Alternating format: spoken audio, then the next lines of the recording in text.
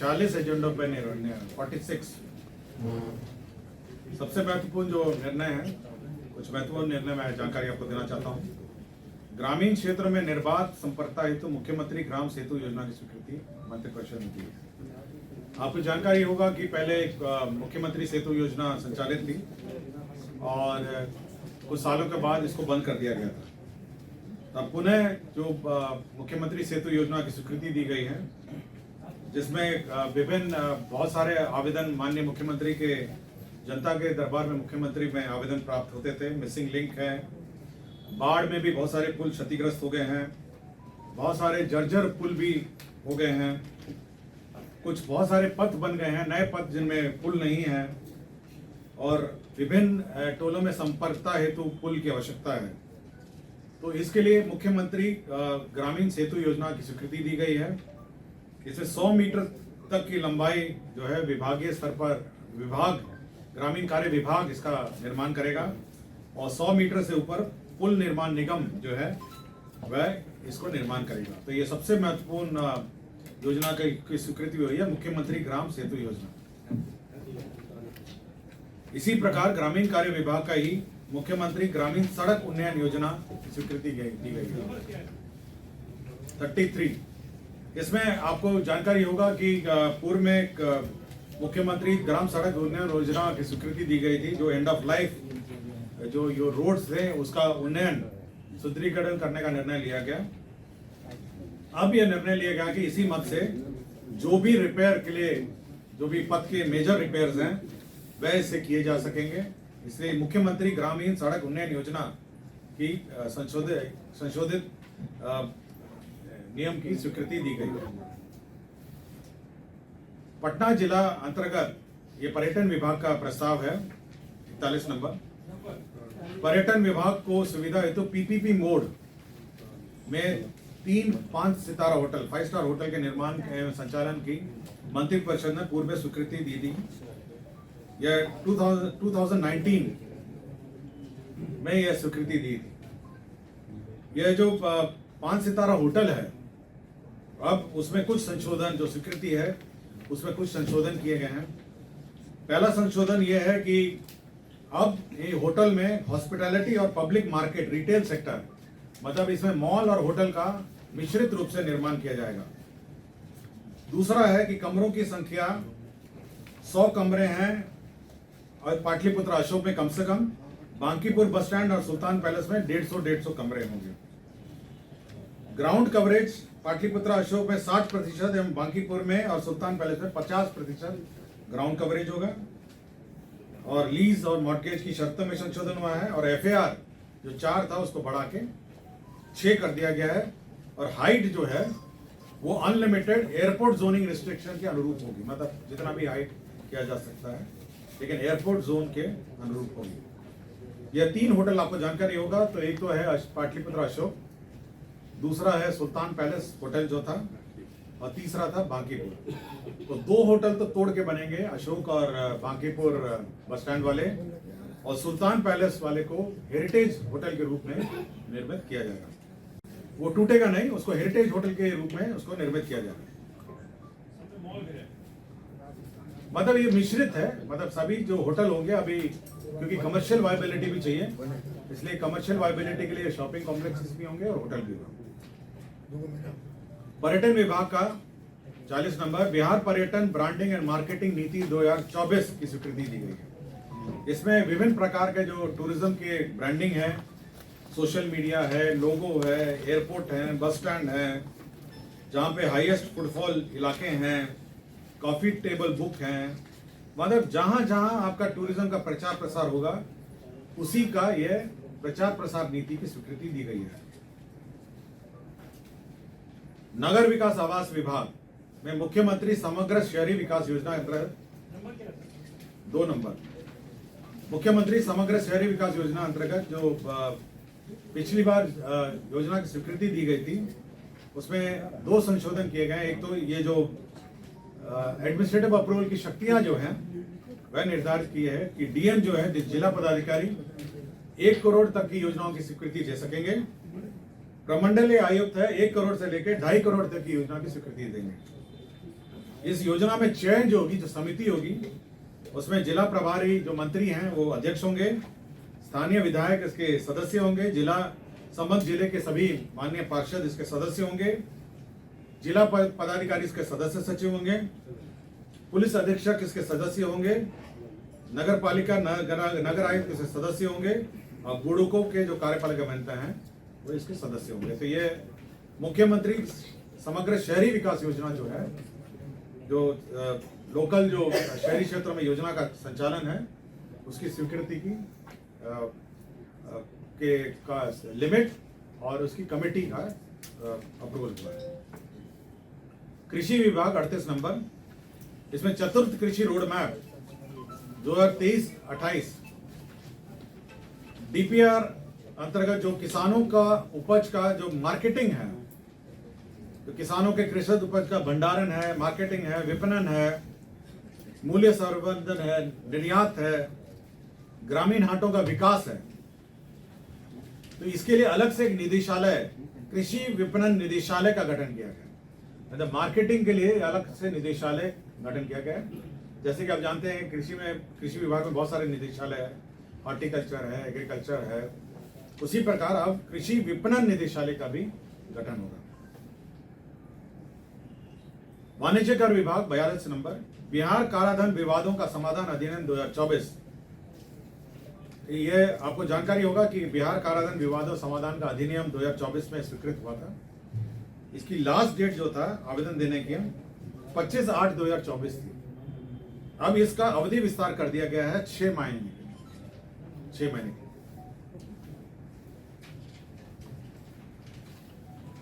यह परिवहन विभाग का है।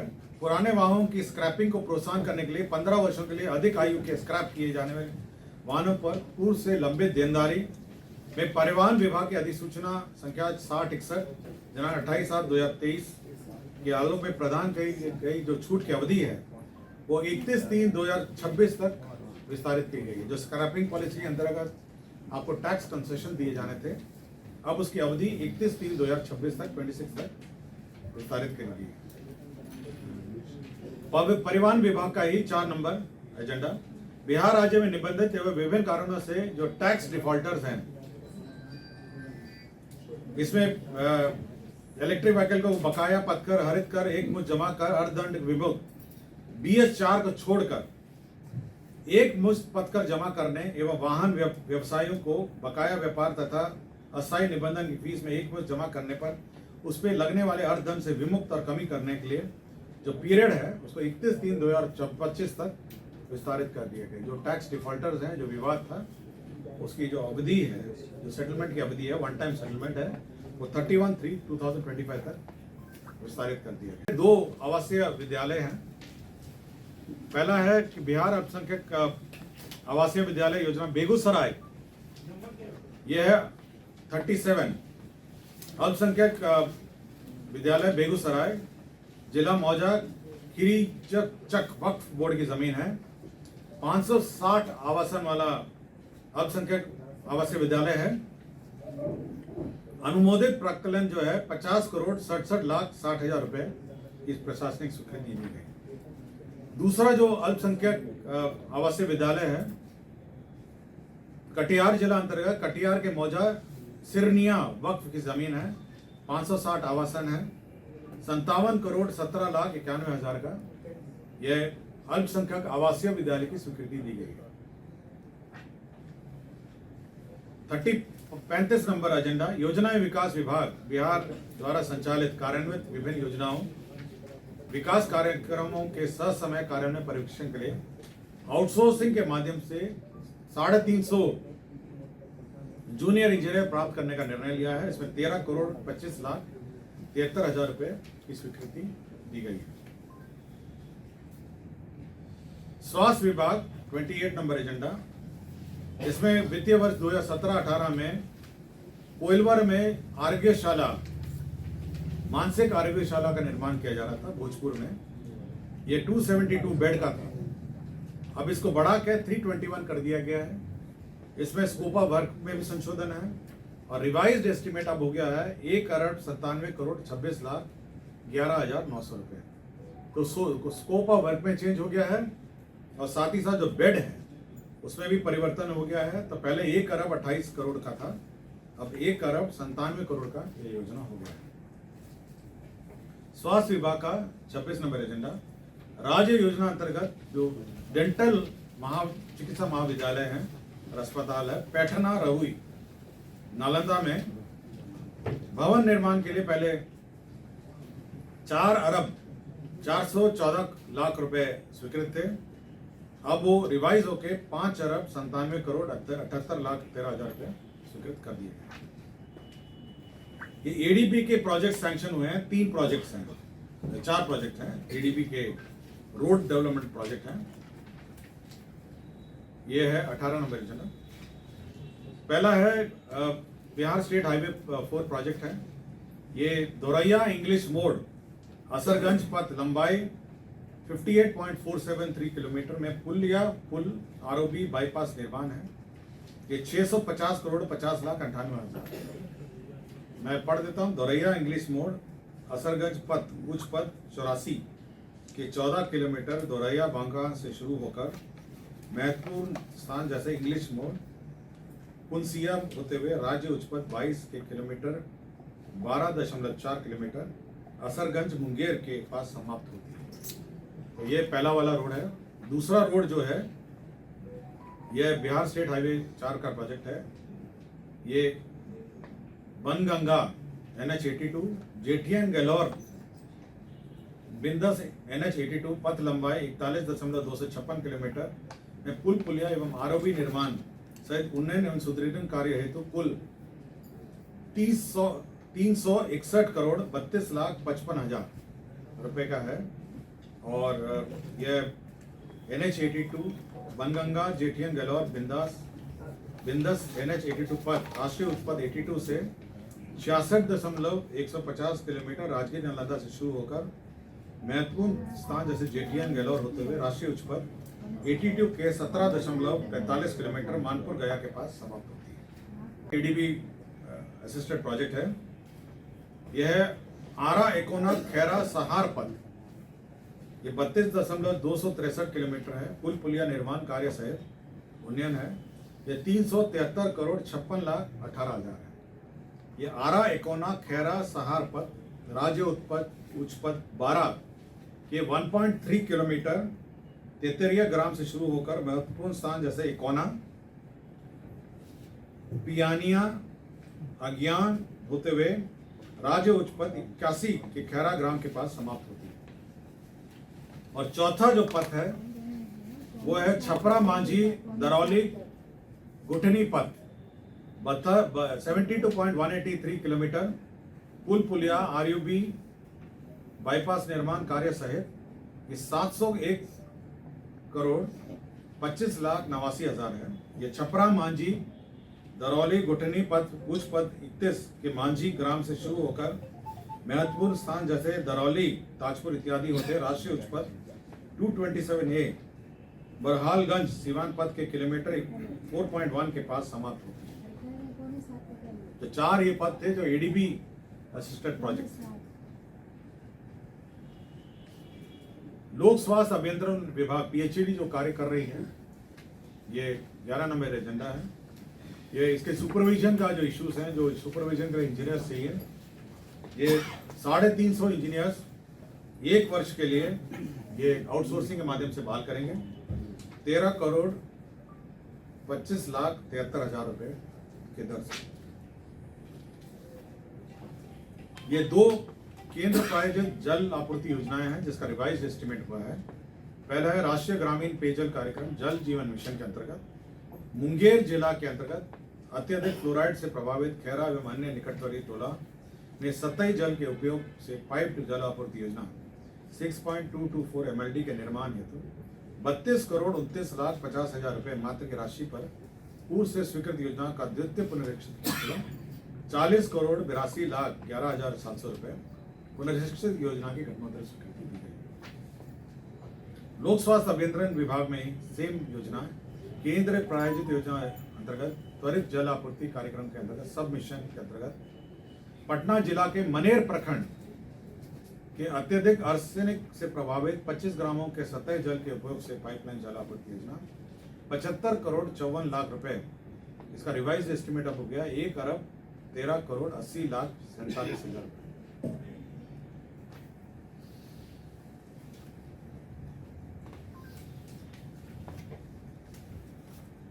वर्ग एवं अति पिछड़ा वर्ग विभाग एजेंडा नंबर 6, पिछड़ा वर्ग एवं अति पिछड़ा वर्ग कल्याण विभाग के अंतर्गत संचालित जनक कर्पूरी ठाकुर छात्रावास में अन्य पिछड़ा वर्ग छात्रावास को सुचारू रूप से संचालन हेतु 91 ये छात्रावास प्रबंधकों के पद सृजित किए 91, इसमें 4 करोड़ 39 लाख 74,000 रुपए व्यय होगा। इसमें छात्रावास प्रबंधक क्या करेंगे ये भी डिफाइंड है। शैक्षणिक वातावरण बनाया जाएगा, छात्रों के कमरों का आवंटन किया जाएगा, आवंटित छात्रों को परिचय पत्र निर्गत किया जाएगा, फिर मतलब सारे डिटेल हैं कि छात्रावास में प्रबंधन कैसे किया जाएगा उनके द्वारा। ये करीब 13 पॉइंट हैं जिसके बारे में यह निर्णय लिया गया। 1 नंबर एजेंडा, प्रधानमंत्री आवास योजना ग्रामीण अंतर्गत राज्यांश की राशि जो है प्रशासनिक पद में 16 करोड़ अग्रिम की निकासी हुई है। 31 एजेंडा, बिहार मध्य निषेध अवर सेवा नियमावली 2017 में संशोधन हुआ है। बिहार मध्य निषेध अवर सेवा संशोधन नियमावली 2024 या नियमावली में संशोधन किया गया। 30 नंबर एजेंडा, बिहार उत्पादन रसायन परीक्षक भर्ती एवं सेवा शर्त संशोधन नियमावली 2024 का संशोधन किया गया है। 29, बिहार सचिवालय भोजनालय परिचारी विशिष्ट भर्ती एवं सेवा शर्त संशोधन नियमावली 2024 की स्वीकृति। जो बिहार सचिवालय में लेबर डिपार्टमेंट के भोजनालय में परिचारी हैं उन्हीं के भर्ती नियमावली में संशोधन है। 13 नंबर, बिहार उच्च न्यायालय सेवा न्याय सेवा संशोधन नियमावली 2024 की स्वीकृति दी गई है। 7 नंबर, बिहार राज्य प्रदूषण नियंत्रण परिषद प्रशासन स्थापना संवर्ग विनियमावली 2024 की स्वीकृति दी है। 3 नंबर, निगरानी विभाग की अधिसूचना संख्या 10/2/2010 में अधिसूचित बिहार विशेष न्यायालय नियमावली में संशोधन किया गया है। 46 नंबर एजेंडा है कारा एवं सुधार सेवाएं निरीक्षालय, इसमें 10 कार्यालय प्रचारी का पद सृजित किया गया है। शिक्षा विभाग 43 नंबर 43 एजेंडा, राज्य के जो नवस्थापित और उत्क्रमित माध्यमिक उच्च विद्यालय हैं उसमें 6,421 पदों का सृजन किया गया है। 44 नंबर एजेंडा, आपको पता है कि दरभंगा में एम्स का निर्माण हो रहा है और यह बहादुरपुर अंचल में हो रहा है। एम्स ने अतिरिक्त भूमि की मांग की गई है तो 37.31 एकड़ भूमि जो है अतिरिक्त निःशुल्क वहां पे दरभंगा एम्स के लिए अतिरिक्त आवंटन किया गया। ये जो पूर्व में आवंटन लैंड है उसके अतिरिक्त ये मतलब दिया जा रहा है। पहले 113.86 एकड़ आवंटित किया था, अब 37.31 113.86 पहले आवंटन किया गया था, अब 37.31 अतिरिक्त आवंटन किया जाएगा।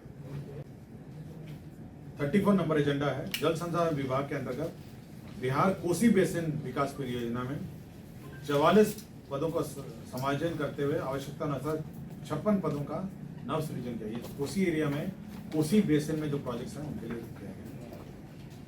ग्रामीण कार्य विभाग में संविदा के आधार पर 231 सहायक अभियंताओं का नियोजन की स्वीकृति दी गई है। यह 32 नंबर एजेंडा है। 27 नंबर एजेंडा है बिहार स्वास्थ्य विज्ञान विश्वविद्यालय में 60 अतिरिक्त पदों का सृजन किया गया है। जो विश्वविद्यालय है यूनिवर्सिटी है, हेल्थ यूनिवर्सिटी है, उसमें 60 पदों का सृजन किया गया। 19 नंबर एजेंडा है, अब ये डिसमिसल के मैं पढ़ देता हूं। ये करीब 7 डॉक्टर है ना,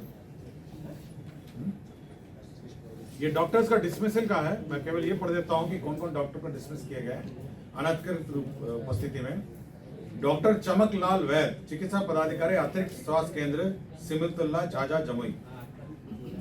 डॉक्टर रवि कुमार चौधरी सामान्य चिकित्सा पदाधिकारी सदर अस्पताल जमुई। डॉक्टर रोहित कुमार बसाक चिकित्सा पदाधिकारी प्राथमिक स्वास्थ्य केंद्र कुरसा कांटा अररिया। डॉक्टर रवीश रंजन चिकित्सा पदाधिकारी सामुदायिक स्वास्थ्य केंद्र प्राणपुर कटिहार। डॉक्टर शकील जावेद, चिकित्सा पदाधिकारी, प्राथमिक स्वास्थ्य केंद्र दमदहा पूर्णिया। डॉक्टर अमित कुमार, चिकित्सा पदाधिकारी, प्राथमिक स्वास्थ्य केंद्र हसनगंज कटिहार। और डॉक्टर मसीहुर रहमान, चिकित्सा पदाधिकारी, अतिरिक्त प्राथमिक स्वास्थ्य केंद्र डेबरा बाजार बी कोटी पूर्णिया। तो इतने डॉक्टर्स को अनधिकृत रूप में डिसमिस किए गए। एजेंडा नंबर 14, समाज कल्याण विभाग, श्रीमती कुसुम कुमारी, तत्कालीन बाल विकास परियोजना पदाधिकारी हैं, गोनाहा, पश्चिम चंपारण। ये डिसमिस थी। इनके अलमारी से 43,750 रुपए अवैध राशि अलमारी से पाए गए थे। माननीय न्यायालय के आलोक में इनके आवेदन पर पूर्वालोकन किया जाना था। पूर्वालोकन के पश्चात समीक्षाओं पर इनका आवेदन पत्र अस्वीकृत कर दिया गया। 12 नंबर एजेंडा है, श्रीमती आफशा अजीम, तत्कालीन वाणिज्य कर पदाधिकारी, निलंबित हैं। मुख्यालय वाणिज्य कर विभाग, पटना संप्रति बर्खास्त थी। इनको माननीय न्यायालय के आलोक में रीस्टेट कर दिया गया है। एजेंडा नंबर 8, पटना मेट्रो को मीठापुर स्थित आर्यभट्ट ज्ञान विश्वविद्यालय की जमीन पटना मेट्रो को 23,52,55,000 रुपए पेमेंट पे स्थानांतरित किया गया है।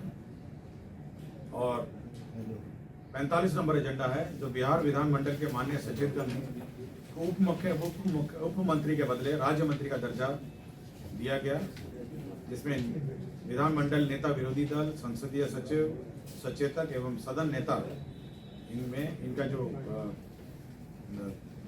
दर्जा है उप मुख्यमंत्री में संशोधन करके राज्य मंत्री का कर दिया गया। तो यही आपके 46 एजेंडा थे।